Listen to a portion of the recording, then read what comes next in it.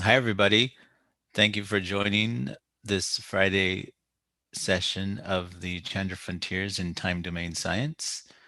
We have two sessions today, one at 9 a.m. on massive and evolved stars, and another one at 11 a.m. on massive and evolved stars. These are Eastern daylight times in the United States, of course. Our first session has two invited speakers and three lightning talks. I'd like to introduce our first speaker now and ask them to prepare their slides.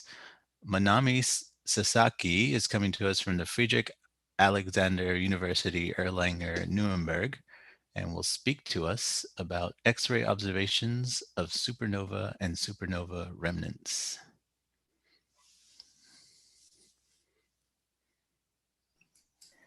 Okay, thank you, Rudy. I need a second. Okay, so hello everyone. I hope you all see my first slide in a full screen mode. Yes. If not, yeah, okay, great. So I'm Manami Sasaki. I'm from the Remnants Observatory in Germany, which belongs to the University of Erlangen-Nuernberg. And I have the pleasure to be the first speaker of this session of massive and evolved stars. And as you see in the title already, I will be talking about the end of the life of a massive star or an evolved star. And I've seen this session goes kind of backwards in time or in the evolution of stars. So we hear about the death and what comes after that. And then in the next talks, I saw that it will be about what the older stars are doing. So let me start by talking about supernovae. So what you see here are nice images taken with Chandra of remnants of historical supernovae.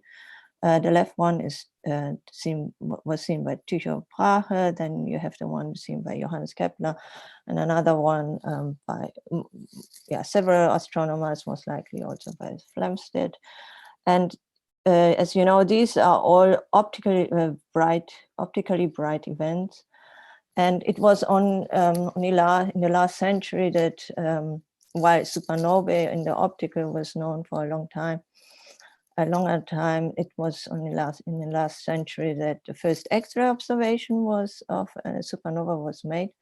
This was in 1980 with Einstein, but after that, many X-ray detections followed, especially after the launch of X7 Newton and Chandra, and in particular the SWIFT satellite, which is equipped with timing observation equipment. So I'm showing here two examples where you see two examples on the left and the right, each with a UV image. I realize UV image in which you see this bright spot of the supernova on the left-hand side, and on the right-hand side you can see the X-ray detection of these supernovae. So, and with SWIFT, a number of the known X-ray supernovae increased quite a lot. But now this also showed, the studies of these supernovae also showed us that only the detection is not enough. We need to do follow-up observations of these supernovae to fully understand these X-ray supernovae, but not only, but also to confirm them as supernovae actually. And here, this is an example compiled by the Pooley. You see on the left-hand side, you see the detections that were made with SWIFT, and where you clearly see an X-ray source. And also when you do the Chandra follow-up, you detect an X-ray source at the position of the supernova, as you can see on the right images. But then if you look at the right panel, you see similar detections by SWIFT. But then if you look closer with Chandra, you realize that there actually is not the position of the supernova, but it was coming in the same galaxy. So Chandra's resolution really helped to to detect X-ray supernovae and also study the emission of supernovae. And there are so the origin of X-ray emission from supernovae is actually twofold. So first, what you detect is if there is an explosion that makes a supernova, there will be a shock that is formed inside the star, and this, of course, has to reach the surface, which is the stellar envelope, and then break out of the star to become visible. And this is when you expect to see the first X-ray detection, but usually this is very difficult to detect this shock breakout emission, because this, of course, this happens before the supernova gets bright in the optical. And here what I'm showing is a very recent detection of such a shock breakout in a supernova, which occurred in last year, and it showed two double-peaked light curve also in the optical and in the UV, and you see that and Chandra was observing the same galaxy at the same time by chance, and that led to this serendipitous detection of the X-rays, the shock breakout of the supernova. And you see, so there is and that's the reason why it's double peaked. So you see the shock breakout emission followed by the normal maximum of a supernova. And as I said, since you have to be observing before the actual maximum arises, it is very difficult to detect such an shock breakout in supernovae. But the major X-ray emission that you see from supernovae is then what is caused by what happens afterwards, and this is also this is now shown in this schematic. So after the shock breaks out of the stellar photos envelope, and then the shock runs into the circumstellar medium. And typically a star has lost material in form of stellar winds. So you will have a high density region around the star. And when the shock propagates into the circumstellar medium, it will shock and heat the material, and that's what makes the supernova bright in X-rays. And it's the X-ray emission is very important for us to study the properties of the star, because it will give us information about the circumstellar medium, which can have clumps, which will have different density distributions depending on the star. So you can learn a lot about the progenitor and its evolution. And since the shock will first encounter the material that was recently ejected from the star, and then in time it will move outwards and then hit the outer parts, which is material which was ejected much earlier in the evolution of the star. It can also help you to understand the mass loss history of a star. And that's why it's interesting to observe supernovae also in X-rays.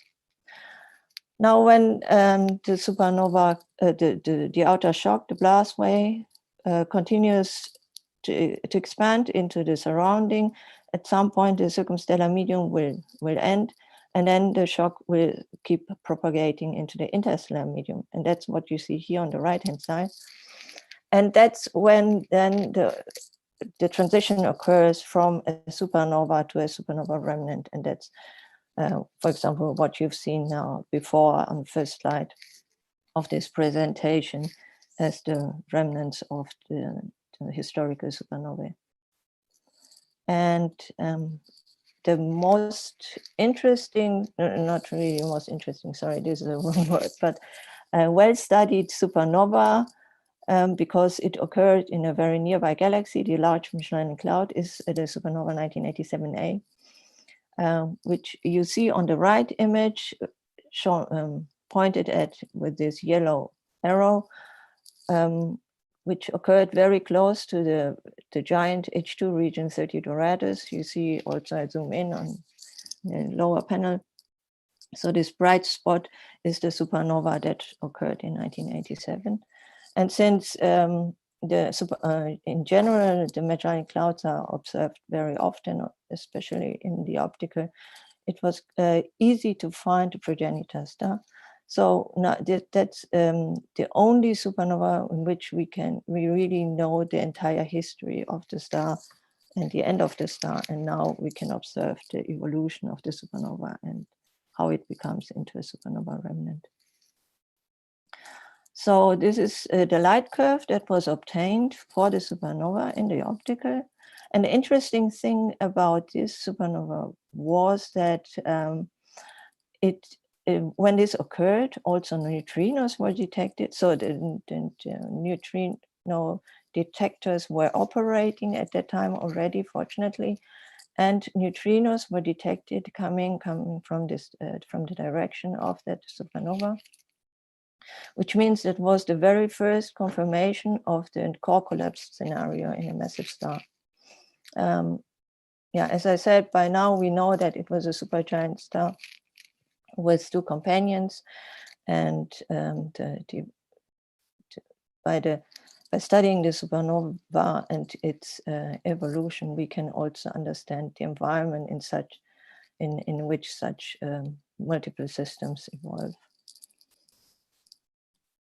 And now what I'm showing you is on the right-hand side, a time-lapse video taken with the HST, the Hubble Space Telescope. I assume that every one of you has seen that before. You nicely see in the very beginning how bright it is in the center, but then, so this is the start, it's fading away, the central emission, and then at some point around the year 2000, this ring-like structure gets brighter, and that's because this stellar system had an equatorial ring, and in that point when it gets brighter, the outer shock wave hits the ring and shocks it.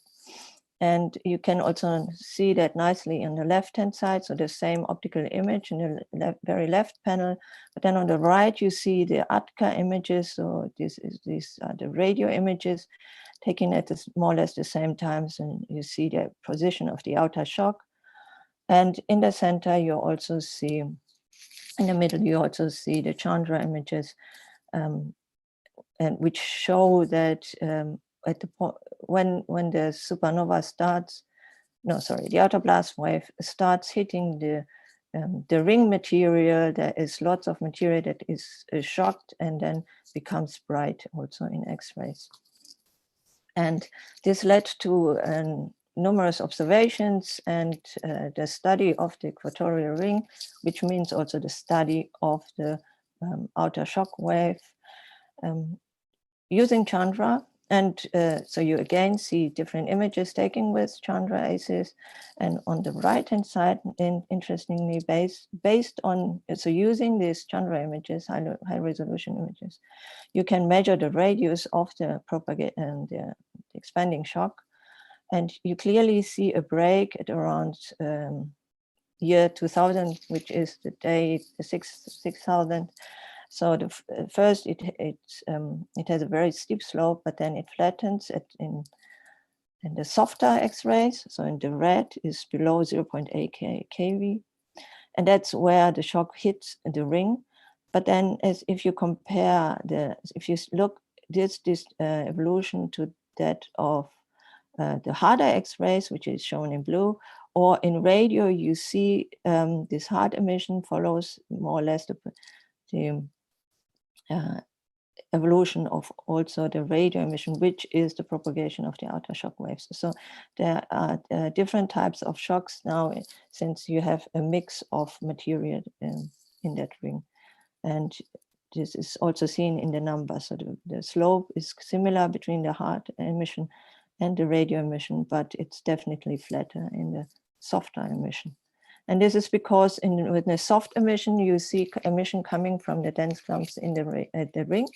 That's shown here in the spectra. So, and and also in the flux evolution in the diagram, you see that in these dotted lines, it shows you the soft emission. It increases after the ring is hit by the shock wave, and then stays constant because the ring is limited. But then you have this harder emission, which is the hotter shock, the faster shock, which can reach hotter temperatures in the material.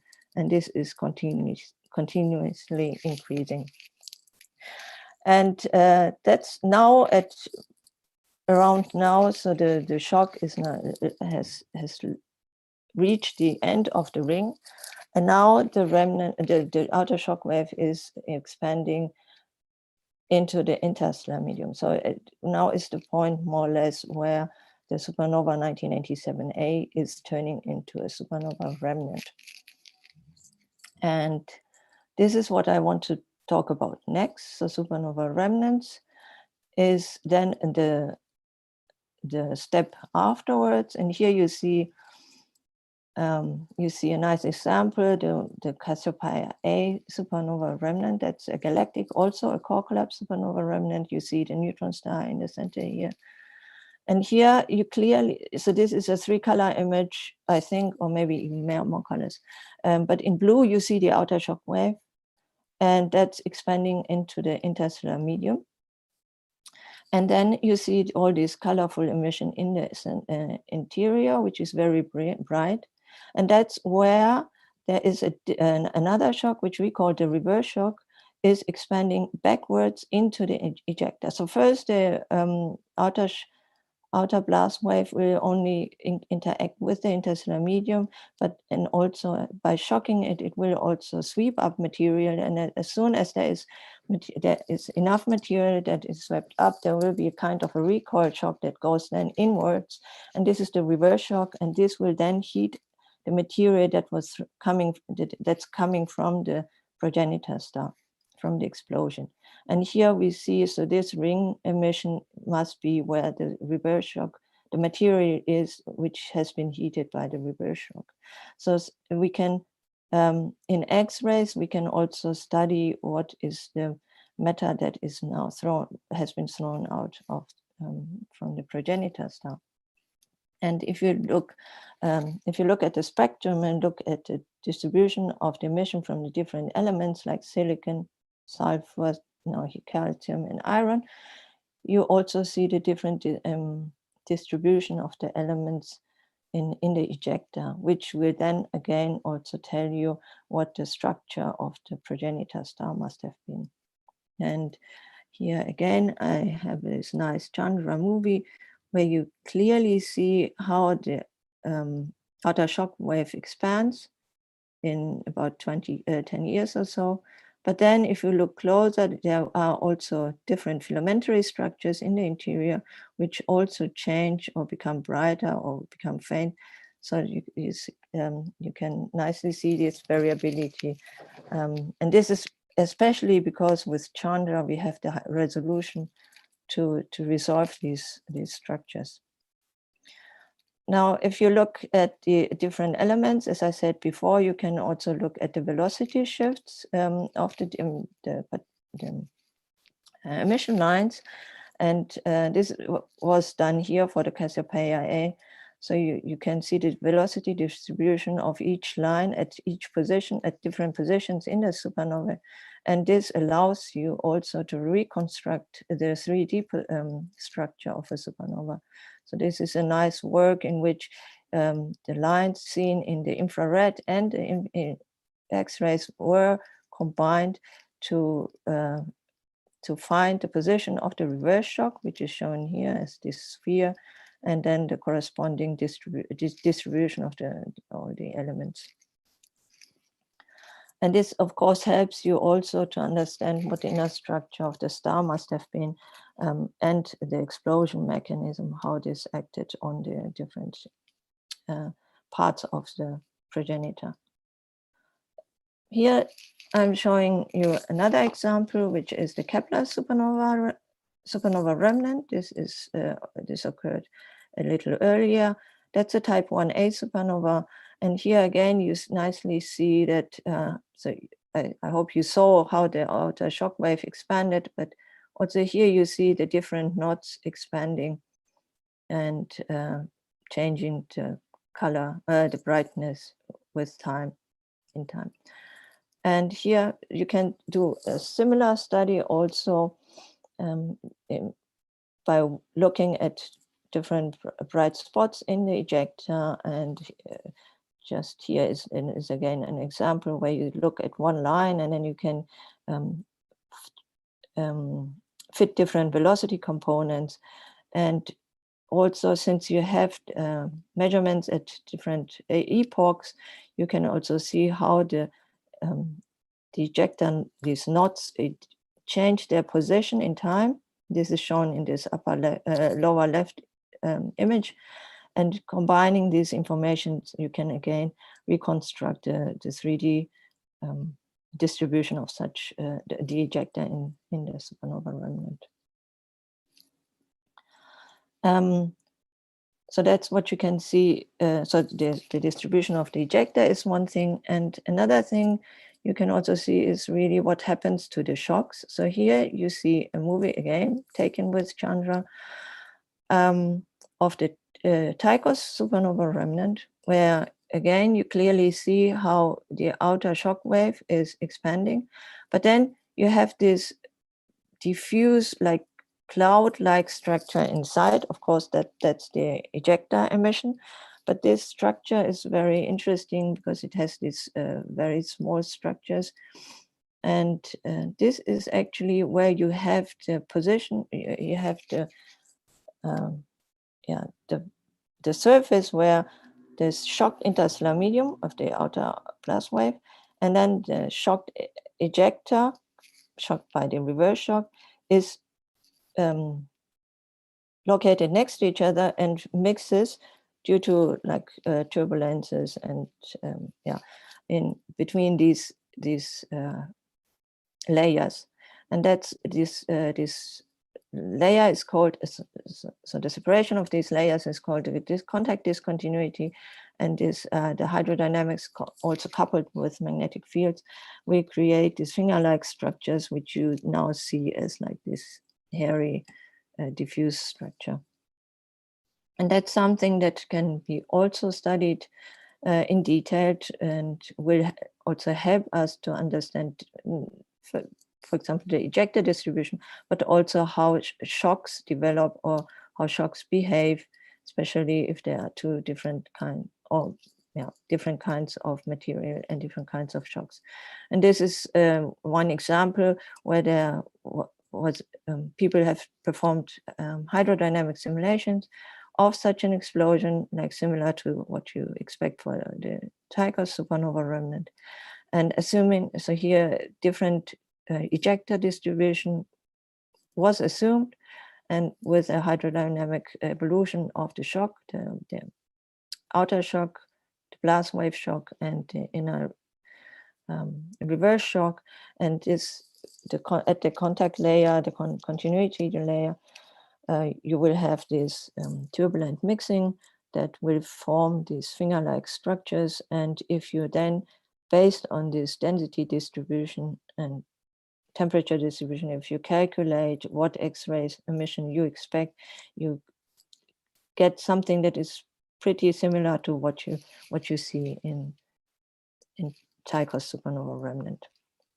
So this helps us also to learn about the physics of the shocks, but also about the structure of the ejecta.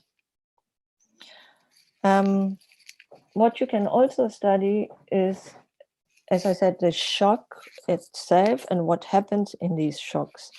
And before I told you that in the beginning you see the for supernova 1987A, we saw these rings of radio emission, which already occurred in the very beginning. And that's because as soon as you have a strong shock that's expanding in the circumstellar or interstellar medium,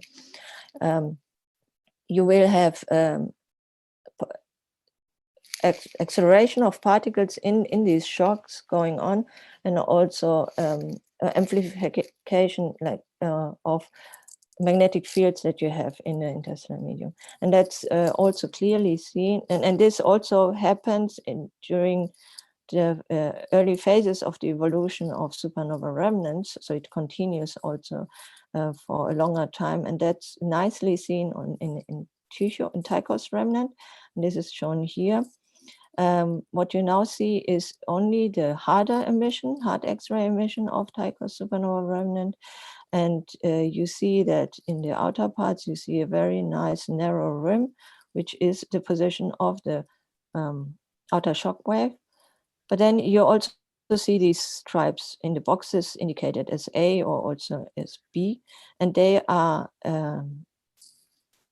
they have a radial distribution, and that's because these are amplified magnetic fields due to this turbulent mixing between the two layers and the contact discontinuity. So you have, in addition to the regions at the shock front itself, where you have higher magnetic fields, you also have higher magnetic fields inside. And since the emission that makes this X-ray emission is mostly synchrotron emission coming from the electrons, which are accelerated in the shocks, you see, and assuming that electron distribution is more or less constant, this enhanced emission in hard X-rays indicates that there must be higher magnetic fields in these 2 minutes. regions. Thanks. And that's also something that you can study close in more detail, especially because you have observations at different epochs, and this has been done here. So this compares observations from 2003 to 2015, and if you do a difference image here, you clearly see how the outer shock wave is expanding, but also you can see how these filamentary structures change. And this is because this is also a dynamic structure evolving with the remnant. And in this diagram here, you see a profile of one of those bright filaments, and you see how this is also changing, but also evolving with the evolving supernova remnant. And therefore, the regions in which particles are accelerated is also time variable. And this is also related to how particles are accelerated and how you produce these non-thermal particles. Okay, and so this was kind of a summary of what you can do with Chandra, especially with Chandra observations in supernova, for supernova remnants, because you have this very nice high resolution data and the time information over these 20 years. Now, what we are working on currently, and this is the brightest supernova remnant in the Large Magellanic Cloud, so very bright, nearby, also a young remnant. It's also a core collapse. And luckily, we got a large project observation led by Paul Luczynski, and we will be also studying in similar way as for the historical remnants in our Milky Way. We will be studying the ejecta, the explosion mechanism, and also the particle acceleration and how gamma rays are produced. And another thing that we also we have found out very recently is that this remnant also seems to have very dense clouds inside the supernova remnant, so we can also can study the interaction of the supernova remnant shock with very dense interstellar clouds. Okay, yeah, so this is actually the end of my talk. So this is just a summary. You can do X-ray observations of supernova and supernova remnants, and this will give you a lot of information about not only about the explosion itself, but also how the progenitor evolved. And the interesting thing would be that you can see how the shock breaks out of the star, and how then the young remnants, or the supernova and the young remnants, interact with their ambient medium. And then once the remnant is formed, you can also study the shock physics, the ejecta, and also the cosmic ray acceleration, so the particle acceleration which occurs in such strong shocks. Thank you for your attention, and I would be happy to answer your questions. Thank you, Manami, for that talk. If you have any questions, please enter your questions into the Q&A box. And you covered quite a bit of stuff, so I think we should have a range of topics of questions to ask. And if any of the panelists have a question, I know you can't use the Q&A box, so you can raise your hand or put your question in the chat. Okay, we have a first question is from John Miller, who says, thank you for a great talk. Amongst the questions that Chandra observations of nearby supernova have not yet answered in full, which one is most important to answer by the end of the mission? Oh, that's a tricky one. So you're asking about this supernovae, correct? Not the supernova remnants. That seems correct. Yeah. I have to admit, I'm not a supernova expert. So there are, I think, better people which are better to answer these questions. But so for me, as someone that's working on shocks and how this interacts with the environment, I think this shock breakout, so how the shock that is produced inside the inside the star breaks out of the the star itself, and how this is this is caused by the properties inside the explosion mechanism, is something that is, for me, interesting to see and to be answered. So the explosion mechanism and how this is then observed as the shock breakout in the X-rays. And I think we can expand that to include what do you, the same question but for the supernova remnants. Staying on John Miller's question. No, okay. So I think now, since we now also have all these gamma ray observations of supernova remnants. The one that I showed the last as the N132D in the Large Magellanic Cloud, which you're working on currently. This is actually the brightest supernova remnant in not only in the Large Magellanic Cloud, but in the entire local group.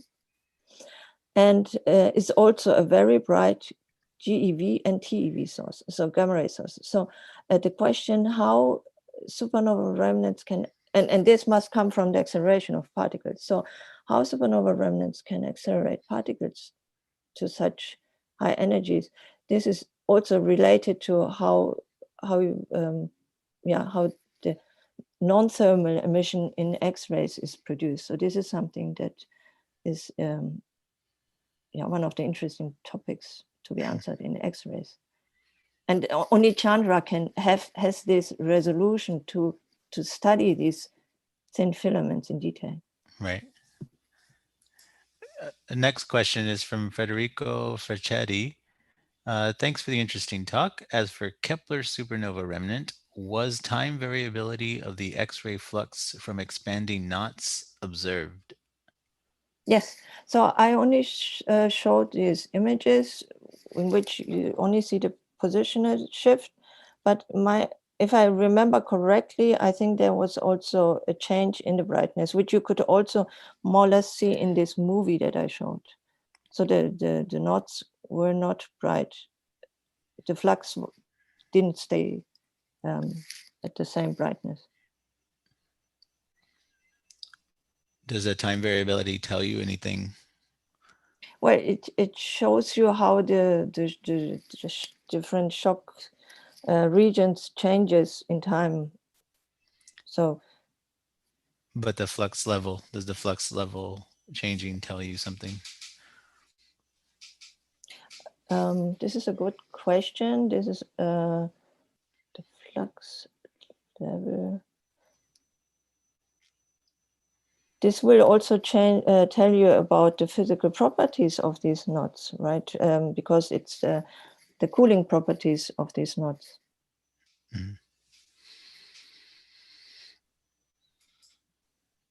Okay, if we have any more questions from our attendees, please do consider asking them. I have a question related to the magnetic field amplification. Is there a way that we will be able to measure magnetic field strength in those small features like the polarization or something? Polarization measurements in supernova remnants are very difficult. I think this has been every time been discussed for future polarimeter missions, polarization missions. But I think these magnetic fields are not high enough to be measured, to be ideal targets for such polarization measurements. I think CREB would be the only one in which you can measure the magnetic fields based on polarization in X-rays, I mean. Hmm. Excellent. I think that's all the time we have for questions. Thank you again, Manami, for an excellent talk and a great discussion. We're going to try to go to our next speaker, Daniel Brethauer. I ask you to try to share your slides and give us an indication of your internet stability. Looks good. I can see you moving, so that's good. Okay, our next speaker is Daniel Brethauer, coming to us from CIERA, Northwestern University, and will talk to us about the metamorphosis of supernova 2014C, a strongly interacting supernova. You're muted.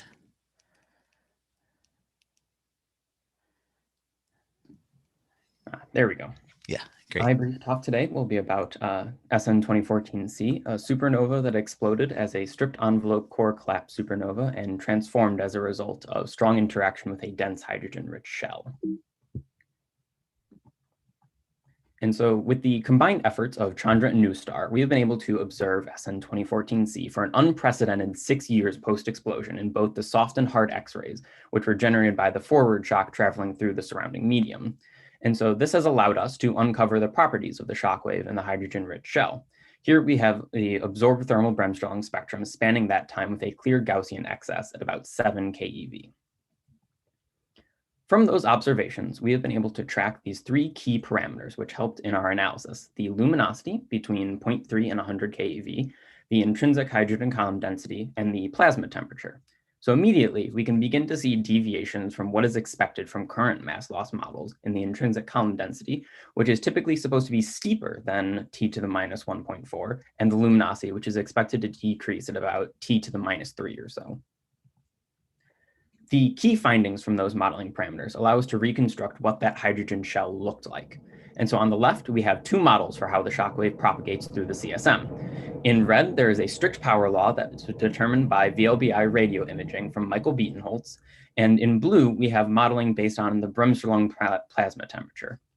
And then on the right side, we have the density profile of the shell using those two different radii models. And the takeaway from here is that this profile suggests a 2 to 3 solar mass shell that would require extreme stellar winds in order to generate. And not only that, but the profile also deviates from the traditional R to the minus 2 profile as expected of a wind. So clearly there has to be some significant unknowns in our understanding of mass loss of massive evolved stars that is missing in this picture. So from the data, we have identified 3 possible pathways of mass loss the progenitor could have taken. So the first option, shown on the left, is through binary interaction. In particular, interaction with a smaller companion through a common envelope phase. In the middle, we have a cataclysmic eruption in which the massive progenitor ejected the entirety of its hydrogen shell in one event, most likely during the carbon burning phase. This would require previously unknown nuclear burning instabilities, but there is some precedent with simulations showing complete ejection of hydrogen shells during oxygen or neon burning phases. And then lastly, on the right, we have a Wolf-Rayet transition from a red supergiant. And so during the red supergiant phase, the progenitor loses mass via slow-moving winds. And eventually, it transitions to a Wolf-Rayet star, which has significantly faster winds that begin to push on the red supergiant's winds and begin to form buildup. It acts almost as a broom kind of sweeping up dust, which then creates that steeper profile and condenses the wind into that shell that we now see. And I believe that's about all the time I have. So thank you for listening, and a special thanks to Chandra and NewStar for all the observations we were able to schedule. Excellent. Thank you, Daniel. That was an excellent lightning talk. Do we have any questions for Daniel? Please enter them into the Q&A box.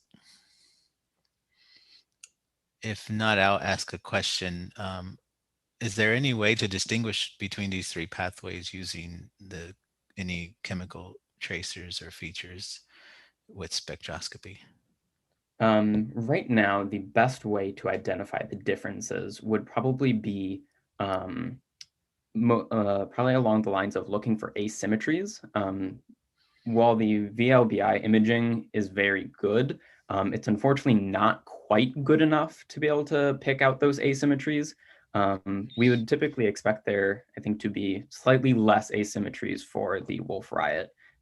There would probably be a lot higher asymmetries for the binary interaction and likely for the shell ejection as well. Cool. Okay, that's about time. Thank you very much, Daniel, again. If anyone has additional questions, you can put them in the Q&A box and they can be addressed later at the end of the session. I ask our next speaker to start sharing their slides. Our next speaker is Jonathan Quirola-Vásquez, coming to us from Pontificia Universidad Católica de Chile, and will speak to us about the exceptional X-ray evolution of supernova 1996 CR in high resolution. Okay, hello everyone. My name is Jonathan Quirola and my advisor is Professor Franz Bauer. So today I will talk about the supernova 1996 CR. So this supernova was discovered in the Circinus galaxy at a distance of 4 megaparsecs and was classified as a 2N supernovae 11 years after the explosion. And this supernovae show a not typical behavior in its X-ray light curve, which increases with time. And this behavior it's not typical if you compare with another type 2N. This is very similar to the famous supernova 1997A. So because of its proximity and a distance of 4 megaparsecs, was possible to obtain a high resolution X-ray spectra that you can see here with Chandra, of course. And to try to fit this spectra, we use a simple absorption thermal model that you can see in here, and this model fit well the continuum. However, it fails to fit the line profiles, for instance, for silicon or iron. And it's clear that these emission lines show asymmetries and an obscuration in the red part of the line.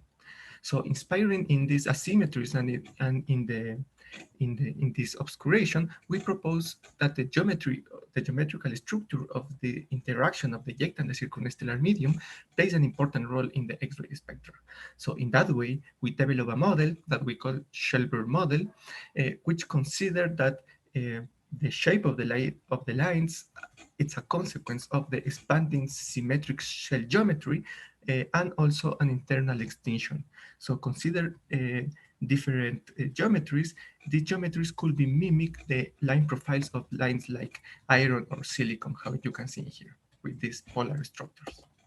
So we found that the best model that explains the spectrum consists of geometrical and thermal structure and thermal components that you can see here. This model fit well the continuum of the spectrum and also fit well the line profiles of silicon and iron, how you can see here. This model is not perfect, it's good, because probably this model does not consider the clumpiness of the material that eventually we can have in here. Additionally, we extend our model to additional Chandra and XMM Newton epochs. How you can see here, our results, most important results, we found that each of these components could be related with different regions that emit related with the circumstellar medium or the ejecta material, and also these asymmetries that we found from the emission lines, persist at different epochs. However, currently we don't have enough observation to look if these asymmetries are present now. The most important conclusion of this supernovae is that this is one of the most interesting events because of its proximity. Additionally, apparently this geometry interaction plays an important role in the X-ray emission. And of course, we need additional and new X-ray observations to try to look how the supernova is evolving and what is happening with the geometry. So thank you. Thank you, Jonathan. We have about 1 minute for Q&A. If we have any questions from the attendees, please enter your question into the chat box. I'd like to ask a question about the Shell-Blur model. So the fits that you showed us, it's all one Shell-Blur model, so it assumes that all of the material is coming from more or less the same place. Is that right? All of the emission from the material? And not necessarily, because we found that the different line profiles, practically we found two different geometries that could be explained the line profiles. If you can see silicon and iron, the lines have different emission, different profiles. Iron has this double horned profiles, and silicon has a different profiles.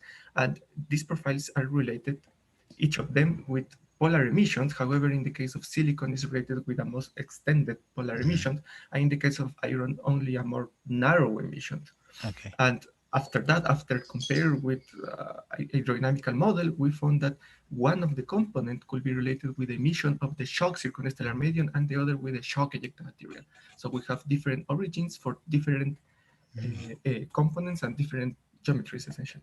Okay. Very, very good. Awesome. Great. Let's have our next speaker share their slides. Our next speaker is Georgios Vasilopoulos from Yale University and will speak to us about characterization of a supergiant fast X-ray transient in the LMC by eROSITA. Okay, can you hear me? I can hear you, yes. Okay. Hello, everyone. Today we'll talk about the study of a supergiant fast X-ray transient in the LMC, a project that started a few years back with XMM Newton data, and that we now have some exciting new results based on eROSITA observation. And I would like to say that most of the recent work has been done by Chandra, which I see around the attendees today, in a publication that has been now submitted. So SFXTs are a subclass of supergiant X-ray binaries, and they are characterized by low luminosities and sporadic erratic flares. And Integral has been instrumental in their discovery and study, and most of the known systems are galactic. And here you can see the characteristic X-ray lag here on the right by Integral. Now, from the theoretical perspective, there are a lot of different mechanisms that have been invoked to explain the properties of the systems, like magnetic gating, quasi-spherical accretion, clumpy widths that we will hear in the next talk, etc. And a common requirement in many of these models is the presence of a neutron star with a very high magnetic field. And the other open question, apart from the magnetic field of the systems, is basically their spin periods. Because they are only erratically detected, it's very difficult to have spin period measurements. So, by analyzing XMM Newton data as part of the LMC large survey, we constructed a census of high-mass X-ray binaries candidates with low luminosities, and that was a few years back. And by the study of individual systems, we discover systems which share some properties common to superfast SFXTs. So here you see on the left some light years of interesting systems, like one here and one here. where we can see some erratic flares and long period pulsations. So the system on the bottom, let's call it J5310, is a very interesting system where we see some modulation that seems to be periodic with a period of about 2000 seconds. And if we go back to this year, to today, during the commissioning and calibration phase of eROSITA, the telescope obtained very long exposures over the region near J5310, where you can see Supernova 1987A. So by analysis of this data, we confirmed the presence of a periodic signal with a period of about 2000 seconds. And we also discovered strong flares that you can see here on the right that appear to have a duration of a few thousand seconds, again, like 4,000 to 5,000 seconds at most. And also on the bottom, you can see that eROSITA allowed us to study the spectral shape of these flares. So you can see that during the on-flare and the off-flare state, we can see a spectral evolution, which is basically attributed to changes in the absorption and the normalization of a power law. So during the flare, the absorption is about 3 times less than during the off-flare state. And I would like to conclude on this system by analyzing archival data by XMM and new data by eROSITA. We confirm the presence of pulsations with a spin period of around 2000 seconds, and thus confirming that this is perhaps the slowest spinning SFXT yet discovered. And it's also important to note that only 2 other SFXTs we know the spin periods. And if we assume that the spin period is basically the equilibrium period, we can put constraints on the magnetic field, which should be of the order of 10 to the 13 to the 10 to the 50 Gauss for wind and disaccretion.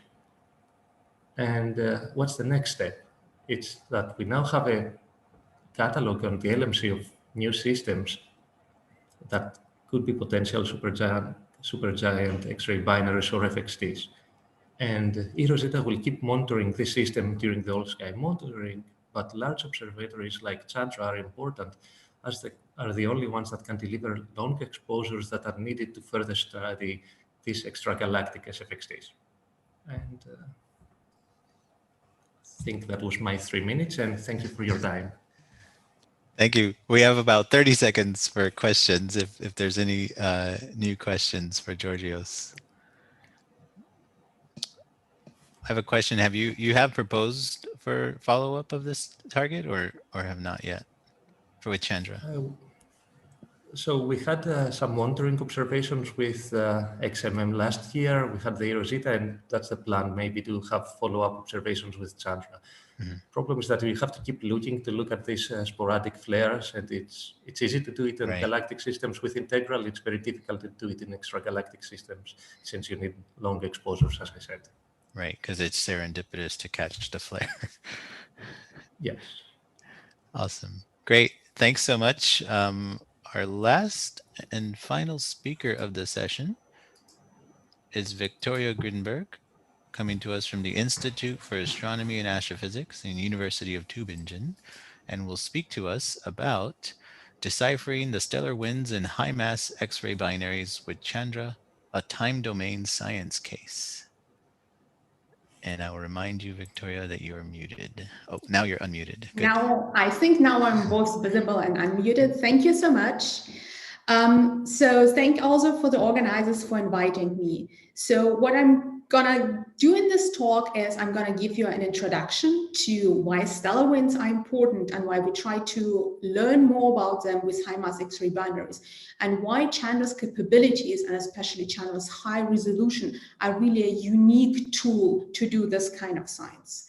And since we're in a stellar session, maybe I should also mention things that this talk is not about, but could have been about, because it's also amazing topics. It's not about quasi-single O and B stars, even so we try to understand their wind. It's not about colliding wind binaries, and there I would like to point out to the talk by Pragati Pradhan later today. It's explicitly not about a certain type of high-mass X-ray binaries, namely BE X-ray binaries that have a circumstellar disk. And it's also, even so I'm talking about X-ray binaries, not about accretion. So what is this talk actually about? So what I'm trying to make you excited about, it's high-mass X-ray binaries. It means a compact object accretes matter from and or B companion stars. You have accretion and ejection processes close to the compact object, and you have high energy emission. And the point is, because O and B stars have very strong winds, accretion in this case actually happens through this very strong stellar winds. So if you have more accretion, you can have flares. The long-term variability is going to be driven by the winds. The SFXT phenomenon that has been just mentioned in the talk, in the previous talk, could be also driven by the stellar winds, and especially by their structure, their clumpiness. So winds are important for accretion, but at the same time, the fact that we do have this X-ray source in the middle of the wind means we have a probe for the stellar wind sitting in the middle of it, a backlight that tells me what happens in the wind. And I can also study wind radiation interactions, so the interaction of the stellar wind that comes off the O and B star with the X-ray radiation from the compact object. So why are winds and massive stars important at all? And I think the talk before that, the talk about the strong winds, that may be also the reason why the supernova is special. So the strong winds of the progenitors also made an important point. Line-driven winds in OB stars are very strong, 10 to the minus 7 to 10 to the minus 4 solar masses per year, with very high terminal velocities. They're important for star formation, they're important for enrichment, they're important for the evolution of the star itself, because just think about the amount of mass loss that can happen during this time. It's also important for the supernova, and of course, high-mass X-ray binaries could always be gravitational wave progenitors. So it's also important in that context. What do we know about these winds? And I kind of already spoiled that point. These winds are clumpy. So what you see here is a simulation from Sundqvist et al. 2017, and the plot above sets the simulation, slightly bigger part of it in a context. This is your star. This is just one single stellar radius. And what you see here is the mass density distribution in the wind. And you see in the simulation that while the wind starts comparatively smooth, you have quite quickly, you have velocity perturbation that grow very rapidly, and you have strong shocks forming in there that lead to wind clumping. And as you can see in the simulation, these clumpy structures are actually quite persistent. So are not just here and there and then disappearing again. They actually sit there in this wind all the time. There are multiple lines of evidence for wind clumping from single stars, from optical, from X-rays, from infrared, but there's actually no way to probe the details of the clump structure and thus to test theoretical models. So what I've shown you is just one single theoretical model. There are other ideas on how clumps could form. There are also other models with different assumptions that lead to different, for example, different point where the clumping sets on, that lead to different shape of the clumps, that lead to different size and stability of the clumps. And if we want to understand stellar winds, we need to understand the structure. And this is where high-mass X-ray binaries are really important, because in there we can have a probe that sits directly in the wind itself, and then we can use to do that. Now, things would be simple if we could just like go in, observe a high-mass X-ray binary, and do all our wind signs, and people would have done all the signs already. But things are not quite that simple. The problem is that high-mass X-ray binaries are usually highly variable sources. Even if they are not SFXTs, they're still very variable. So what you see here are 16 years of ISM observation of the high-mass X-ray binary Cygnus X1. And you just like the main thing I want you to see is this source changes its brightness on time scales of sometimes days by a lot. So if your backlight changes, and if you want to use it to understand the wind, you have to understand the backlight. So the idea is go and talk to X-ray binary experts if you want to do the studies. Another problem is that if you put a neutron star or a black hole into the stellar wind, it's of course gonna disturb the wind, resulting, for example, in large-scale structures, so not those small clumps, but big things that we call wakes or focused wind components. And the problem is that most analytical and numerical models work with smooth winds only, but there's only recently has been like really cool work led by Idek Almila, where people try to solve it. So what you see on the plot, by the way, is a really great simulation by Manosakis et al. They assume a smooth wind, put a neutron star in there, and you see this giant wake forming in there just by gravitational interaction.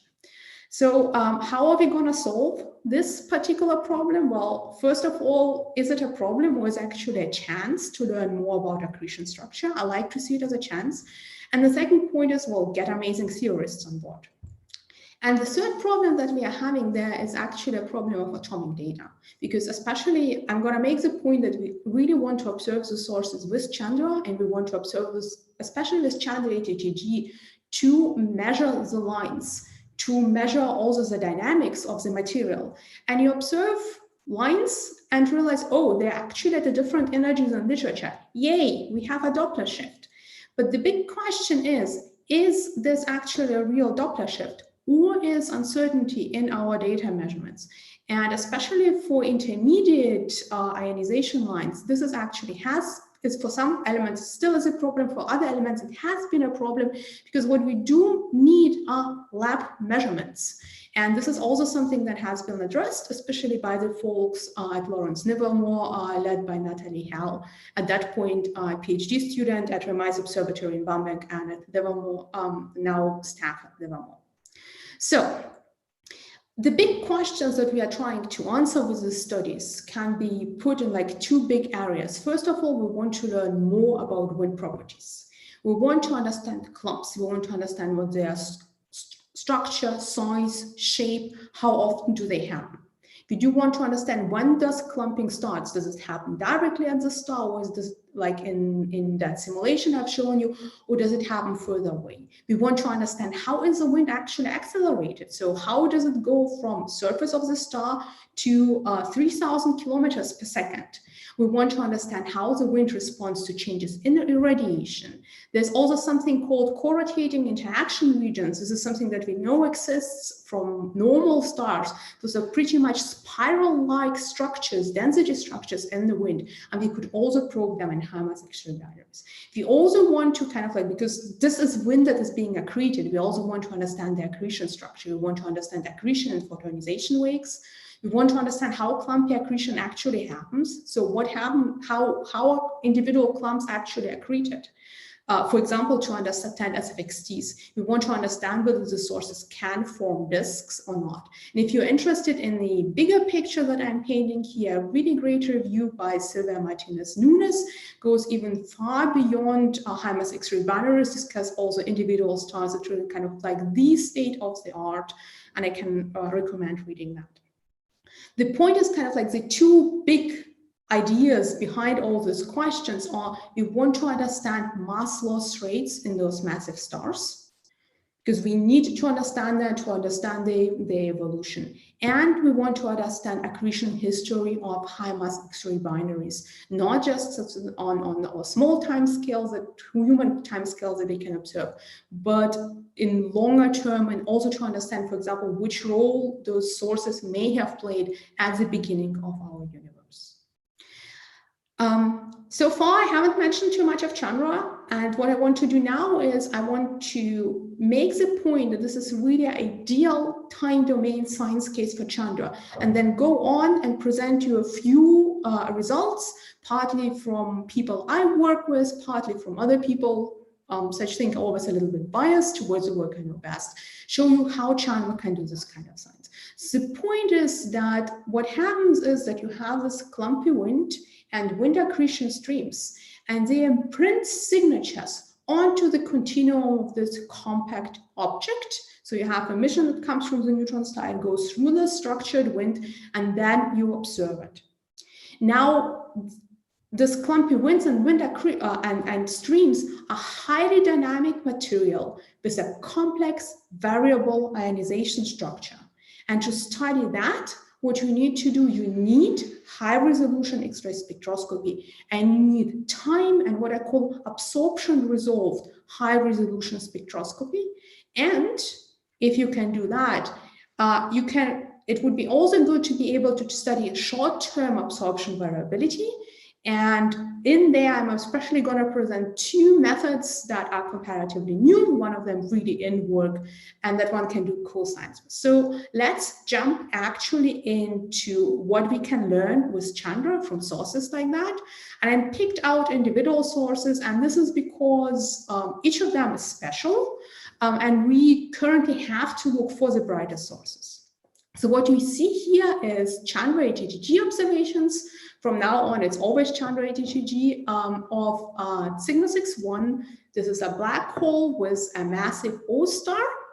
And you see observations at a certain orbital phase where we are looking really, our line of sight goes really deep through the wind. What you see on the upper panel are light curves. And on the lower panel, you see a softness ratio. This is, by the way, work that has been led by Maria Hirsch, who did her PhD at the Dr. Reimers Observatory in Bamberg.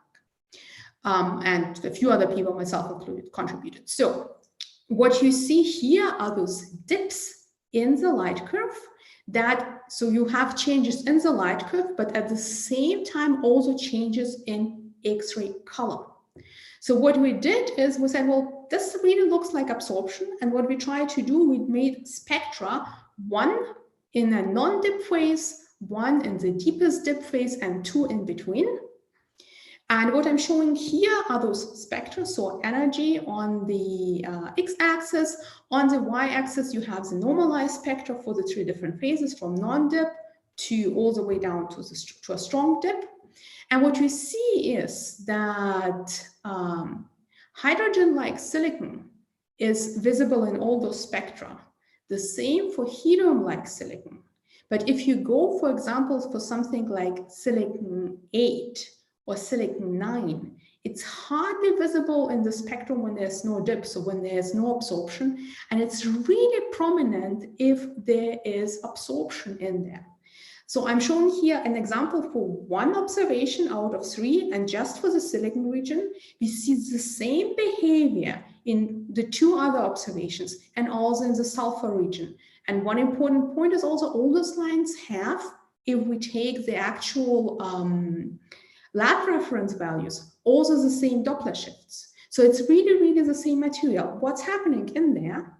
And the idea we have here is what we have are clumps that have a temperature or ionization structure where the outer parts are more ionized than the inner parts. So in the non-dip phase, when we see no absorption, we are looking just through the hot phase of the wind, through the intercrown lump material, and there's no cold material along our line of sight. And as the dip deepens, so as we are looking at higher and higher absorption, we are looking also through the denser part and less ionized part of the clumps. So we are really looking at structured material in here, which I think is a really, really cool result. It's not just the clumps that are important. For example, in Cygnus X1, it's also the hot phase of the wind that is important. And part of the data has been analyzed in the past, for example, by John Miller, who found out that this is actually, even this hot phase is already a multi-temperature region. And what you see here is from the work of Evi Veskovicova, you see individual lines, namely silicon Lyman alpha, magnesium Lyman alpha, neon Lyman alpha, at different orbital phases, 0.5 or 2, almost 0, 0.75. And you see how those lines change, first of all. But you also see that those lines are highly asymmetric. So what we are likely seeing in there are P Cygni profiles. So we really have complex movement in this gas that leads to this complicated emission profiles that we see in here. And let's jump over to another source to show that we can get more interesting results. We are going to look at VLX1. It's a B-type supergiant with a neutron star in an eclipsing orbit.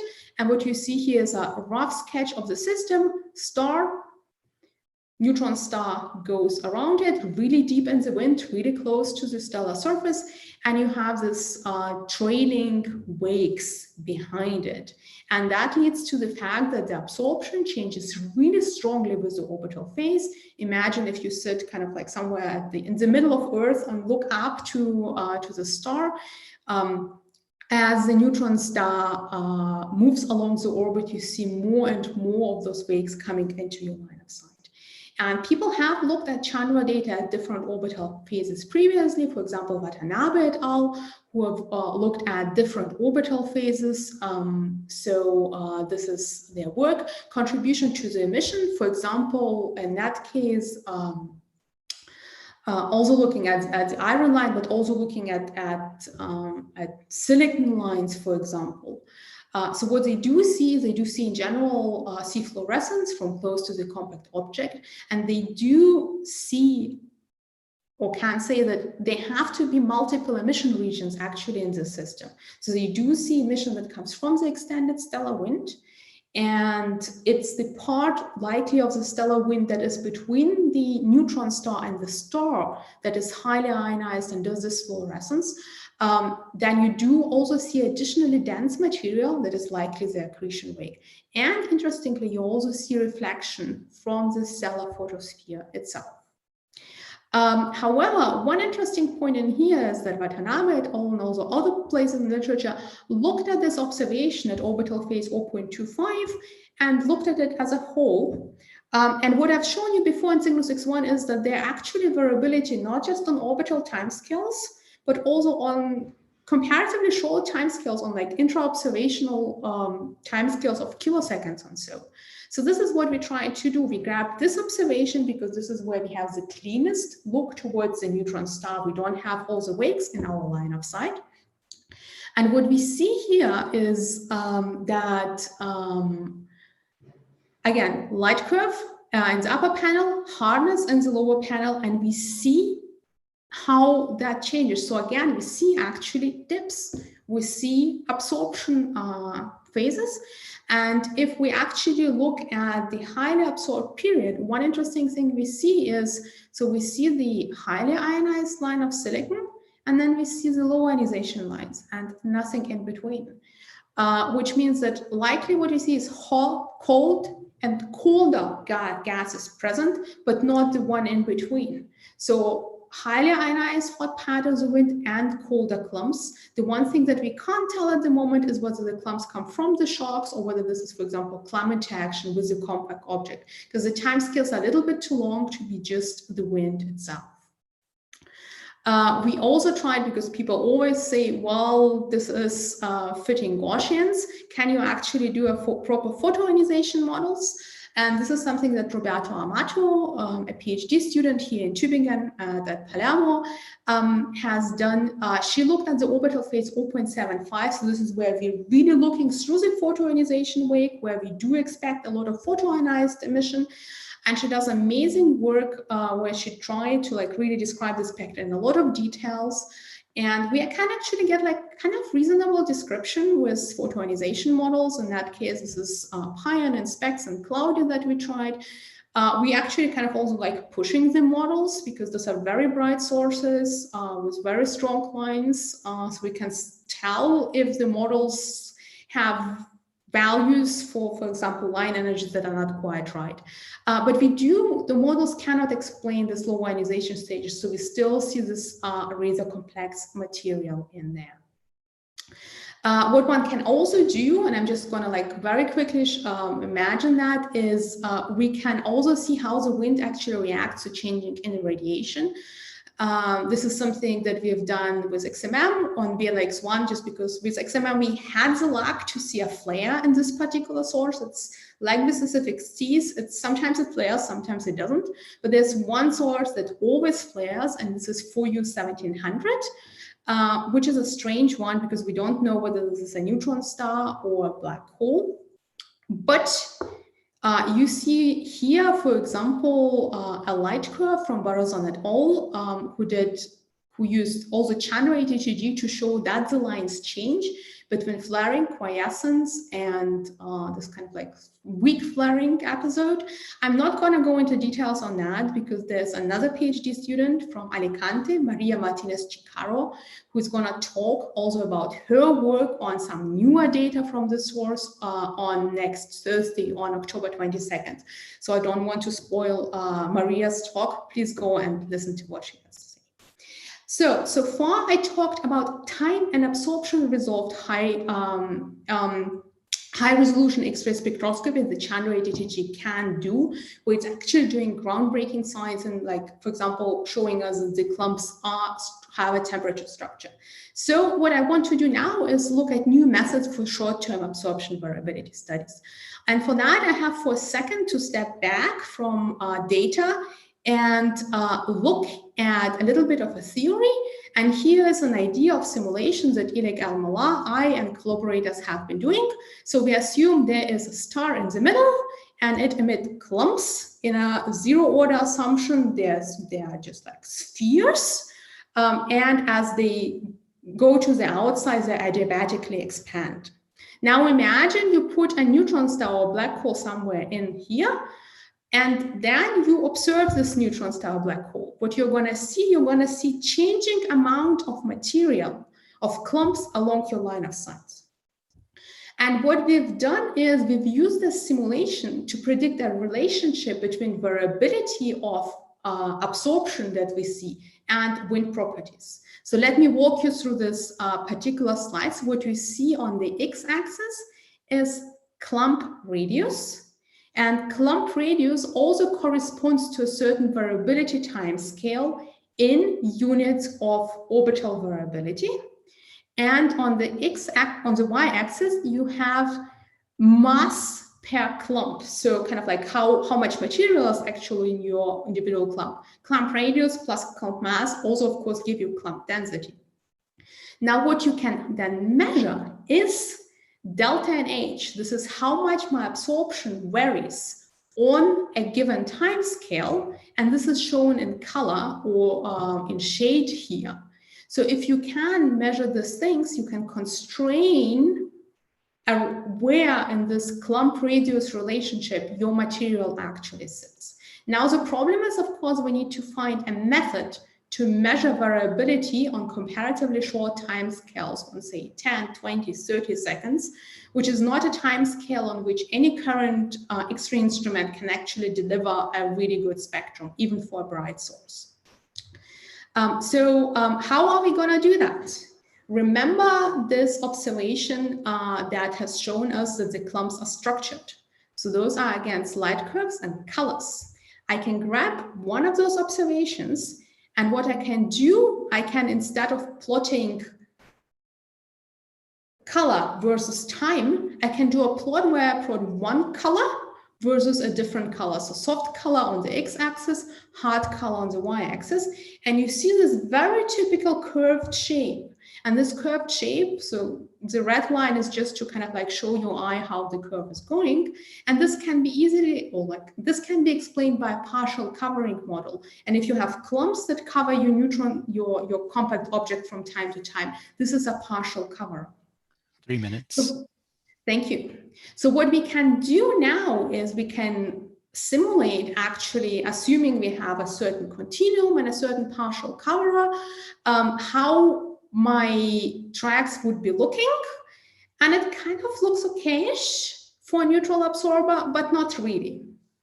The really cool thing is, if we now take into account our results from previous, that we know that the clumps are actually structured, that as my absorption increases, the material becomes less and less ionized. I can actually produce tracks that track the observations really, really, really well.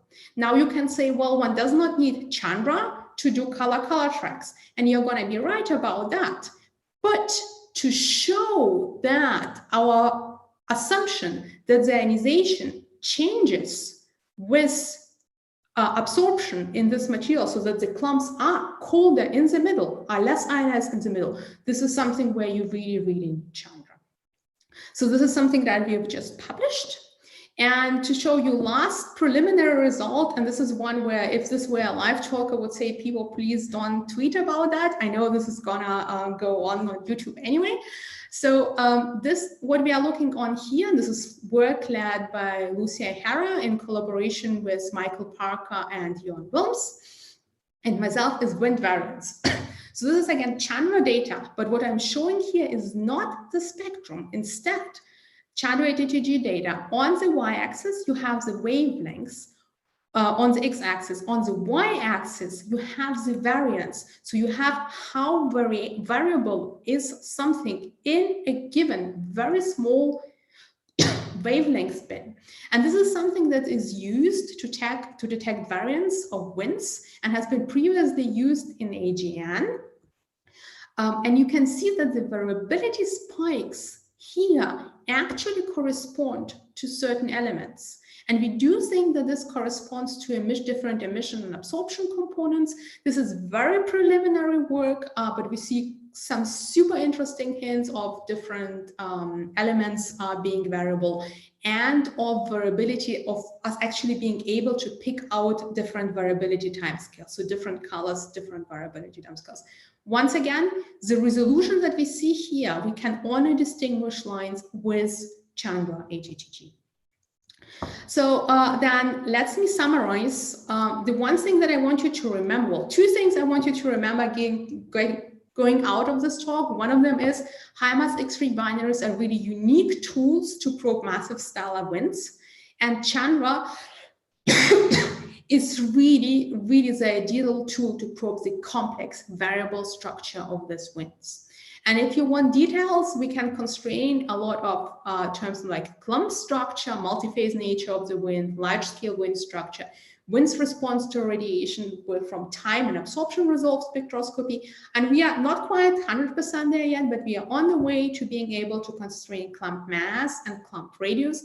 Maybe also locations. We also have, if you look at Alma 2020 ideas, how to do clumping onset from absorption variability. And with that, I thank you.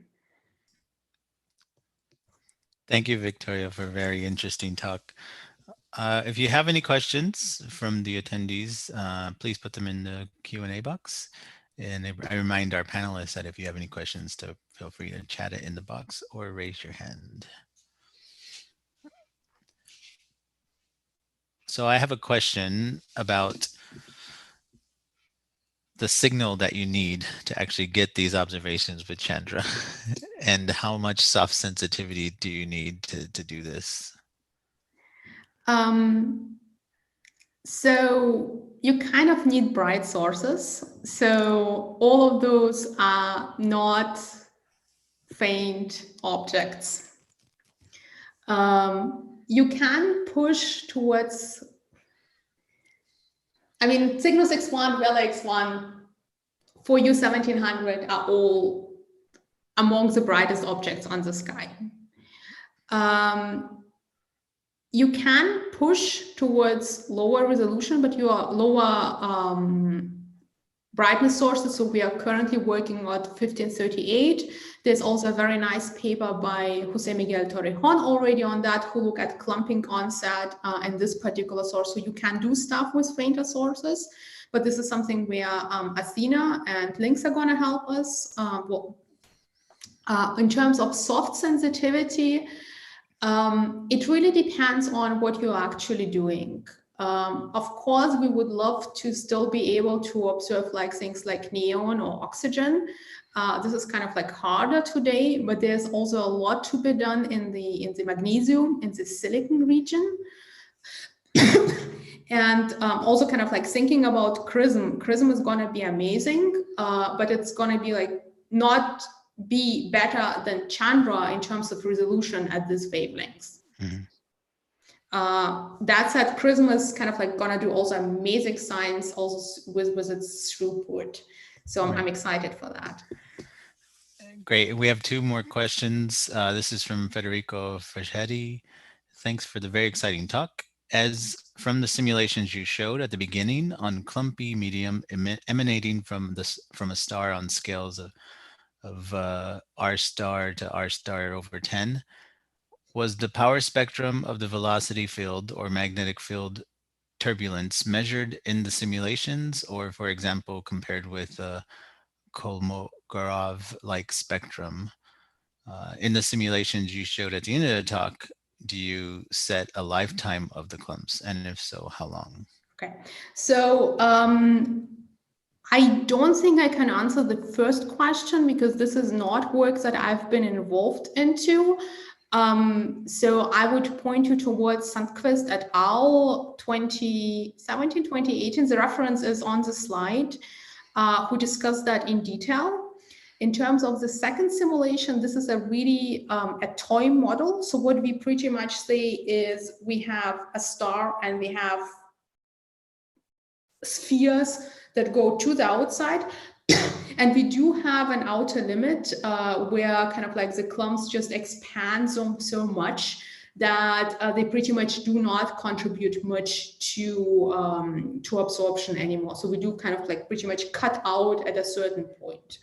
There are quite some approximations in this simulation, obviously because it's a toy model, but it's a first time somebody has tried something like that and to compare this actually with the data. The paper also contains some ideas on where we are going next and how we're going to improve on that. The next question is from John Miller, who says, excellent talk. Do the dips in Cygnus X1 reveal any differences in the structure of the companion wind owing to stronger or weaker jet activity?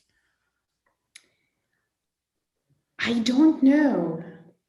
So we didn't try to correlate that, and part of it in terms of jet activities also, we don't quite have enough, I think, observations to do that, right? Because what we tried to do is we tried to cover different orbital phases where we expect the dips to be different anyway, because we are looking through slightly different parts of the wind.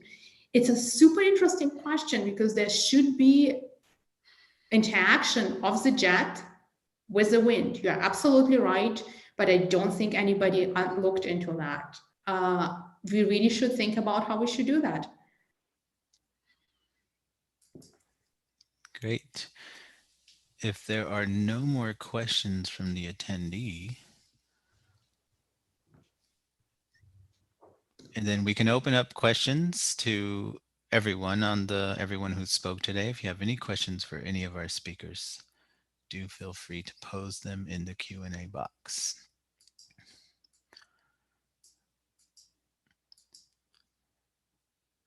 Victoria, if I can ask about the question that was asked about the lifetime of those knots, because there's no radiation physics happening on those blobs that you have surrounding it. So they're not being irradiated and ablated or anything like that. Is that right?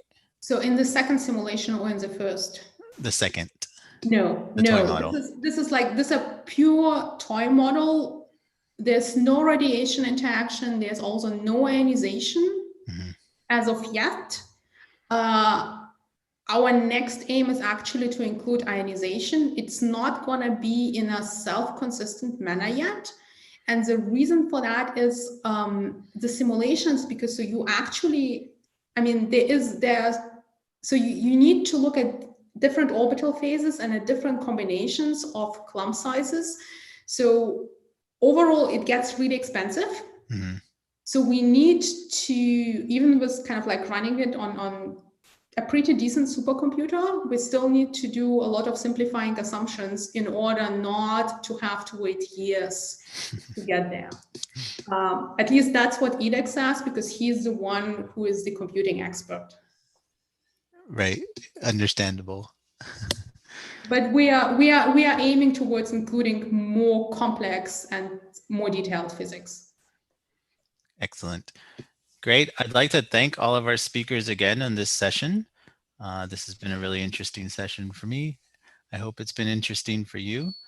I'd like to wrap up this section now by telling you about the next session that we have, which is on the second of our massive and evolved stars. It starts in 30 minutes. You should have a link to that in your email. Remember, it's a separate link. And we have 4 speakers in that session, again, starting in 30 minutes. Thanks a lot for joining us, everyone. I hope to see you shortly.